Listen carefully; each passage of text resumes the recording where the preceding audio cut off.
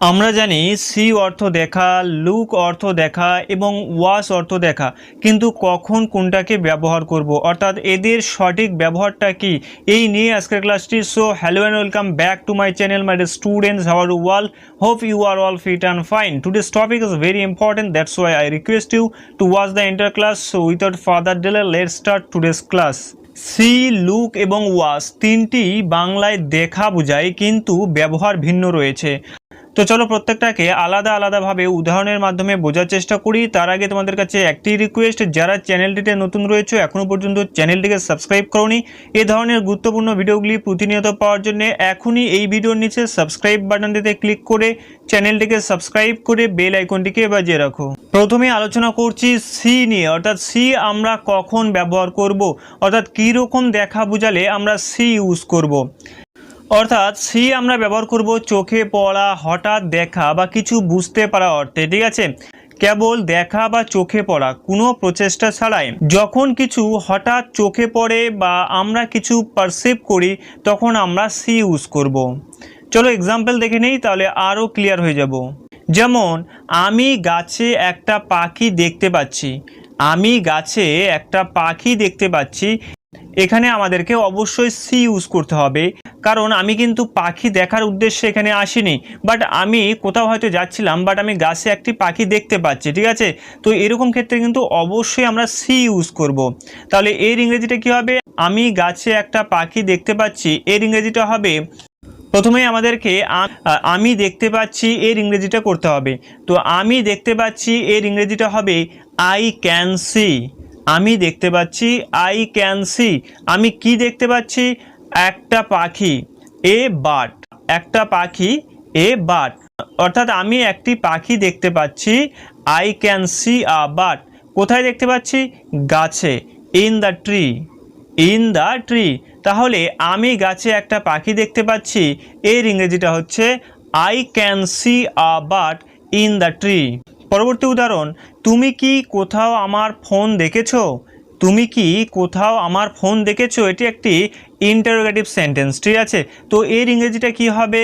যে প্রথমে আমরা করব যে তুমি কি দেখেছো, এর ইংরেজিটা আমাদের প্রথমে করে নিতে হবে। তো তুমি কি দেখেছো এটি পাস্টে হয়ে যাবে, ঠিক আছে, এবং এর ইংরেজিটা হবে did you see. Did you see. তুমি কি দেখেছো? কি দেখেছো? আমার phone, my phone. Did you see my phone. এবং বলা হচ্ছে যে কোথাও, অর্থাৎ এনিহোয়ার। তাহলে তুমি কি কোথাও আমার ফোন দেখেছো? এর ইংরেজিটা হচ্ছে did you see my phone anywhere. Did you see my phone anywhere. যেহেতু এটি একটি ইন্টারোগেটিভ সেন্টেন্স, যার জন্য এই সেন্টেন্সের প্রথমে আমরা ডিড ইউজ করেছি। পরবর্তী উদাহরণ, আমি তাকে গতকাল বাজারে দেখেছি। প্রথমে আমরা আমি তাকে দেখেছি এর ইংরেজিটা করব। আমি তাকে দেখেছি, আই স হিম। আমি তাকে দেখেছি, এর ইংরেজিটা হচ্ছে আই স হিম। কোথায় দেখেছি? বাজারে, অর্থাৎ at the market. At the market, বাজারে। কখন দেখেছি? গতকাল, ইয়েস্টারডে। গতকাল, ইয়েস্টারডে। তাহলে আমি তাকে গতকাল বাজারে দেখেছি, এর ইংরেজিটা হচ্ছে I saw him at the market yesterday. অর্থাৎ সি এর ব্যবহারটা হচ্ছে, এখানে উদাহরণটা ছিল যে আমি তাকে গতকাল বাজারে দেখেছি, অর্থাৎ আমি কিন্তু তাকে দেখার উদ্দেশ্যে বাজারে যাইনি, সেও বাজারে এসেছিল এবং আমিও বাজারে গিয়েছি এবং বাজারে গিয়ে তাকে আমি দেখতে পেয়েছি, ঠিক আছে। অর্থাৎ আমরা যেটাকে হঠাৎ দেখতে পাওয়া বুঝতে পারি, ঠিক আছে, হঠাৎ আমি দেখতে পেয়েছি তাকে। তো এরকম ক্ষেত্রে কিন্তু অবশ্যই আমরা সি ইউজ করব, যে চোখে পড়া, হঠাৎ দেখা, হঠাৎ করে কিছু একটা দেখে ফেললাম, সেক্ষেত্রে অবশ্যই আমরা সি ইউজ করব। নেক্সট চলো এবার লুক নিয়ে আলোচনা করা যাক। লুক আমরা কখন ইউজ করব? মনোযোগ দিয়ে তাকানোর ক্ষেত্রে আমরা লুক ইউজ করব, অর্থাৎ ইচ্ছা করে চোখের দৃষ্টি কোনো কিছুর দিকে দেওয়ার ক্ষেত্রে অবশ্যই আমরা লুক ইউজ করব। যখন আমরা ইচ্ছাকৃতভাবে তাকাই বা মনোযোগ দিই, সাধারণত অ্যাড প্রিপোজিশন ব্যবহৃত হয়, এবং লুক আমরা সব টেন্সে ব্যবহার করতে পারবো। চলো এক্সাম্পল দেখে নিই, তাহলে আরও ক্লিয়ার হয়ে যাব। যেমন আকাশের দিকে তাকাও। আকাশের দিকে তাকাও। সে ছবিটার দিকে তাকিয়ে আছে। এদিকে তাকাও, আমি তোমাকে কিছু দেখাতে চাই। তো এই ধরনের বাক্যগুলোর ক্ষেত্রে কিন্তু অবশ্যই আমরা লুক ইউজ করব। তো এই বাক্যগুলোর ইংরেজি কী হবে? যে প্রথমে যেটি রয়েছে আকাশের দিকে তাকাও, এর ইংরেজিটা হবে look at the sky. Look at the sky. অর্থাৎ আমি আগেই তোমাদের বলেছি যে মনোযোগ দিয়ে কোনো কিছুর দিকে তাকানোর ক্ষেত্রে অবশ্যই আমরা অ্যাট প্রিপোজিশন ইউজ করব। তাহলে এখানে বলা হচ্ছে যে আকাশের দিকে তাকাও, লুক অ্যাট দ্য স্কাই। পরবর্তী উদাহরণ, সে ছবিটার দিকে তাকিয়ে আছে, এর ইংরেজিটা হবে, প্রথমে আমরা এখানে সে তাকিয়ে আছে এর ইংরেজি করে নেব। তো সে তাকিয়ে আছে এর ইংরেজিটা হবে she is looking, she is looking. এবং কোথায় তাকিয়ে আছে? ছবিটার দিকে, at the picture, at the picture. তাহলে সে ছবিটার দিকে তাকিয়ে আছে এর ইংরেজিটা হচ্ছে she is looking at the picture, she is looking at the picture. পরবর্তী উদাহরণ, এদিকে তাকাও, আমি তোমাকে কিছু দেখাতে চাই, এর ইংরেজিটা হবে যে এদিকে তাকাও, লুক হেয়ার, এদিকে তাকাও, লুক হেয়ার। আমি তোমাকে কিছু দেখাতে চাই। প্রথমে আমরা আমি দেখাতে চাই এর ইংরেজিটা করে নেব, I want to show you, I want to show you. আমি তোমাকে দেখাতে চাই কিছু, সামথিং। তাহলে এদিকে তাকাও, আমি তোমাকে কিছু দেখাতে চাই এর ইংরেজিটা হচ্ছে look here, I want to show you something. অর্থাৎ লুক তাহলে আমরা কখন ইউজ করছি? যে মনোযোগ দিয়ে কোনো কিছুর দিকে তাকানোর ক্ষেত্রে আমরা লুক ইউজ করছি। এবং আমরা কিন্তু ক্লাস করানোর সময় অনেক সময় আমরা ছাত্রছাত্রীদের বলে থাকি যে look at the boat, look at the boat, অর্থাৎ বোটের দিকে তাকাও। তার মানে কি মনোযোগ সহকারে কিন্তু বোটের দিকে তাকানোর কথা বলা হচ্ছে। তো এক্ষেত্রে কিন্তু অবশ্যই আমরা লুক ইউজ করব। নেক্সট এবার আমরা আলোচনা করব ওয়াচ নিয়ে। অর্থাৎ ওয়াচ আমরা কখন ইউজ করব? মনোযোগ দিয়ে কিছু দেখা, অর্থাৎ চলমান জিনিস, চলমান জিনিস কোনো কিছু মনোযোগ সহকারে দেখার ক্ষেত্রে অবশ্যই আমরা ওয়াচ ইউজ করব। দীর্ঘ সময় ধরে মনোযোগ দিয়ে দেখা, বিশেষ করে নড়াচড়া করছে এমন কিছু বোঝালে অবশ্যই আমরা ওয়াচ ইউজ করব। যেমন হচ্ছে সিনেমা, খেলা, টিভি বা মানুষের কাজকর্ম দেখার সময় আমরা ওয়াচ ইউজ করব এবং এটি সব টেন্সে আমরা ব্যবহার করতে পারবো। চলো এক্সাম্পল দেখে নিই, তাহলে আরও ক্লিয়ার হয়ে যাব।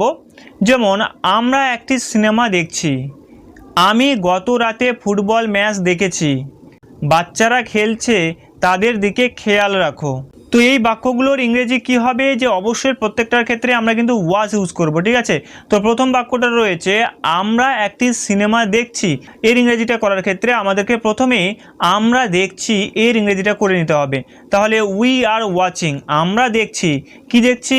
একটি সিনেমা, আ মুভি। আমরা একটি সিনেমা দেখছি, এর ইংরেজিটা হচ্ছে we are watching a movie, we are watching a movie. Next example, আমি গত রাতে ফুটবল ম্যাচ দেখেছি, এর ইংরেজিটা কি হবে? তো প্রথমে আমরা কি করব? যে আমি দেখেছি এর ইংরেজিটা করব। তো আমি দেখেছি এর ইংরেজিটা হবে আই ওয়াচড, আমি দেখেছি, আই ওয়াচড। কি দেখেছি? যে ফুটবল ম্যাচ, অর্থাৎ the football match, I watched the football match. কখন দেখেছি?